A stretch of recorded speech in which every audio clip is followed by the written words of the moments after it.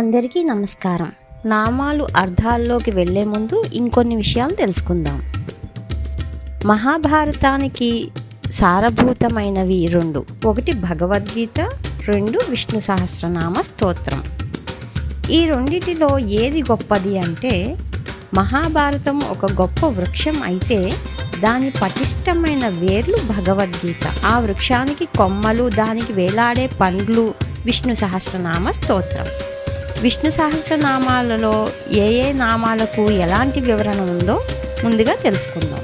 1-2 శ్లోకములలో 5 నుంచి 11 సంఖ్య గల నామాలు ఉంటాయి. సర్వశేషిత్వము గురించి వివరిస్తాయి. 2-3 శ్లోకములలో 12 నుంచి 20 వరకు నామాలు ఉంటాయి. మోక్షప్రదత్వము గురించి వివరిస్తాయి. 3, 4, 5 శ్లోకముల్లో 21 నుంచి 42 నామాలు ఉంటాయి. భక్త విఘ్న నివారకత్వము గురించి వివరణ ఉంటుంది. 5 నుంచి 15 శ్లోకములలో 43 నుంచి 139 నామాలు ఉంటాయి. బ్రహ్మాది వైలక్షణ్యం, బ్రహ్మాదులను మించినవాడు అని అర్థం. దీని గురించి వివరణ ఉంటుంది. 15-16 శ్లోకములలో 140 నుంచి 146 సంఖ్య గల నామాలు ఉంటాయి. వ్యూహ విషయం గురించి వివరణ ఉంటుంది. 16, 17, 18 శ్లోకాలలో 147 నుంచి 172 సంఖ్య గల నామాలు ఉంటాయి. విభవ విషయము గురించి వివరణ ఉంటుంది. 18, 19, 20 శ్లోకములలో 173 నుంచి 187 సంఖ్య గల నామాలు ఉంటాయి. షాడ్గుణ్యం గురించి వివరణ ఉంటుంది. 20, 21 శ్లోకాలలో 188 నుంచి 194 సంఖ్య గల నామములు ఉంటాయి. హంసావతారము గురించి వివరణ ఉంటుంది. 21వ శ్లోకంలో 195 నుంచి 199 సంఖ్య గల నామములు ఉంటాయి. పద్మనాభావతారము గురించి వివరణ ఉంటుంది. 22వ శ్లోకంలో 200 నుంచి 210 నామాలు ఉంటాయి. నరసింహావతారము గురించి వివరణ ఉంటుంది. 23 నుంచి 32 శ్లోకాలలో 211 నుంచి 300 సంఖ్య గల నామములు ఉంటాయి. మత్స్యావతారము గురించి వివరణ ఉంటుంది. 33, 34 శ్లోకములలో 301 నుంచి 314 సంఖ్య గల నామములు ఉంటాయి. వటపత్ర సాయిత్వము గురించి వివరణ ఉంటుంది. 34, 35 శ్లోకములలో 315 నుంచి 322 సంఖ్య గల నామములు ఉంటాయి. పరశురామావతారము గురించి వివరణ ఉంటుంది. 35, 39 శ్లోకములలో 323 నుంచి 361 సంఖ్య గల నామములు ఉంటాయి. కూర్మావతారము గురించి వివరణ ఉంటుంది. 39, 40, 41 శ్లోకములలో 362 నుంచి 384 సంఖ్య గల శ్లోకములు ఉంటాయి. లక్ష్మీపతిత్వం గురించి వివరణ ఉంటుంది. 41, 42 శ్లోకములలో 385 నుంచి 390 సంఖ్య గల నామములు ఉంటాయి. ధ్రువమూర్తి గురించి వివరణ ఉంటుంది. 42 నుంచి 45 శ్లోకములలో 391 నుంచి 421 సంఖ్య గల నామములు ఉంటాయి. శ్రీరామావతారము గురించి వివరణ ఉంటుంది. 45 నుంచి 53 శ్లోకములలో 422 నుంచి 500 నామములు ఉంటాయి. కల్కి అవతారం గురించి ఉంటుంది. 53వ శ్లోకంలో 501, 502 నామములు ఉంటాయి. హయగ్రీవ అవతారం గురించిన వివరణ ఉంటుంది.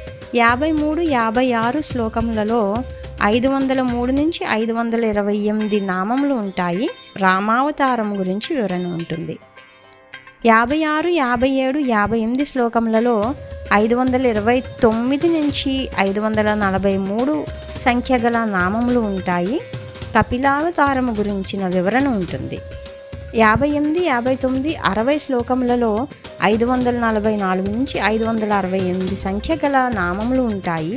కొన్ని రహస్య విషయములు ఉంటాయి. 60, 61 శ్లోకములలో 569 నుంచి 574 నామములు ఉంటాయి. నారాయణత్వమును గురించి వివరణ ఉంటుంది. 61 నుంచి 64 శ్లోకములలో 575 నుంచి 607 సంఖ్య గల నామములు ఉంటాయి. వ్యాసావతారము గురించి ఉంటుంది. 64 నుంచి 84 వరకు ఉండే శ్లోకములలో 608 నుంచి 788 నామములు ఉంటాయి. లక్ష్మీ విశిష్టుడై భక్త పరాధీనుడై కృష్ణాది అవతారములు ధరించినవాడు. దీని గురించి వివరణ ఉంటుంది. 84 నుంచి 87 వరకు శ్లోకములలో 789 నుంచి 813 నామములు ఉంటాయి. బుద్ధావతారము గురించి ఉంటుంది. 87 నుంచి 89 శ్లోకములలో 814 నుంచి 838 నామములు ఉంటాయి. భక్తుల కల్పతరువు, దీని గురించి వివరణ ఉంటుంది.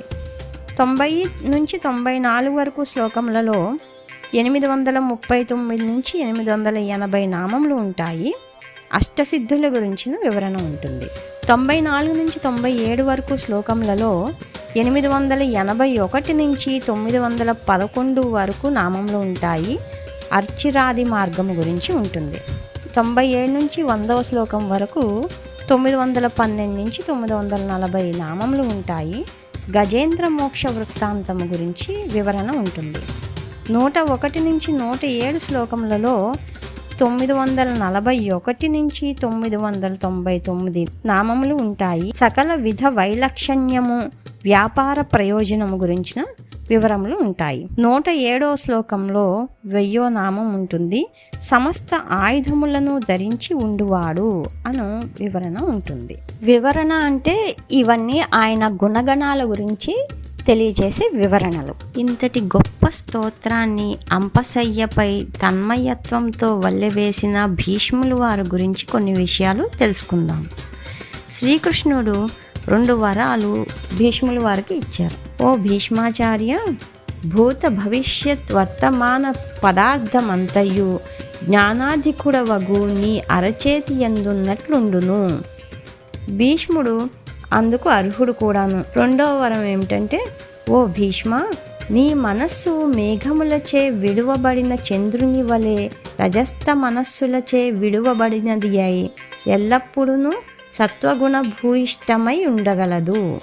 అలాంటి సత్వగుణము కలవాడైన భీష్ముల వారి చేత చెప్పబడింది కాబట్టి విష్ణు సహస్రనామానికి ఇంత ప్రాముఖ్యత వచ్చింది.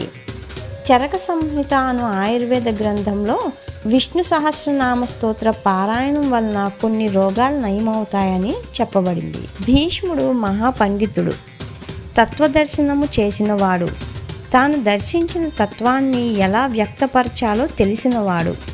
ధర్మరాజుకు తాను చేస్తున్న ఉపదేశం ఏకాంతంలో చేయలేదు. కృష్ణుడు, పాండవులే కాక ఎంతోమంది మహనీయుల సమక్షంలో చేసిన ఉపదేశం.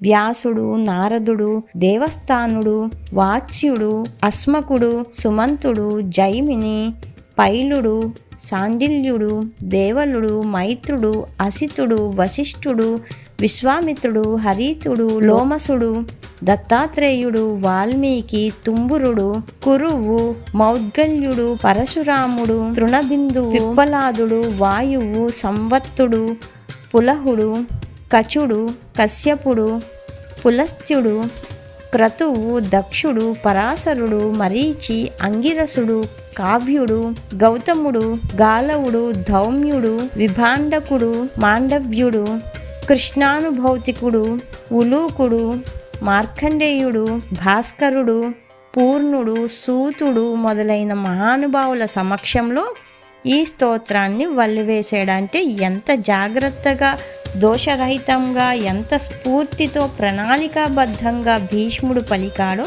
అర్థమవుతుంది.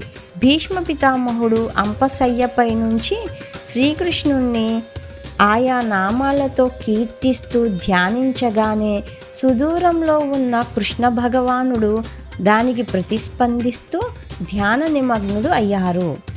ఆ నామములను అంతటి భావనతో భీష్ముడు చెప్పారు కాబట్టి భగవంతుడు కూడా ప్రతిస్పందించారు.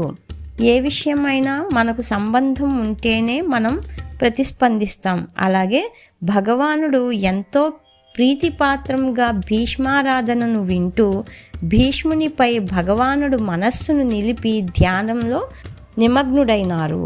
మనం కూడా భీష్ముల వారు చెప్పిన భావనతోనే స్తోత్ర పారాయణం చేస్తే మనపై కూడా భగవంతుని మనస్సు నిలుస్తుంది. ఓం శ్రీకృష్ణ పరబ్రహ్మణే నమః.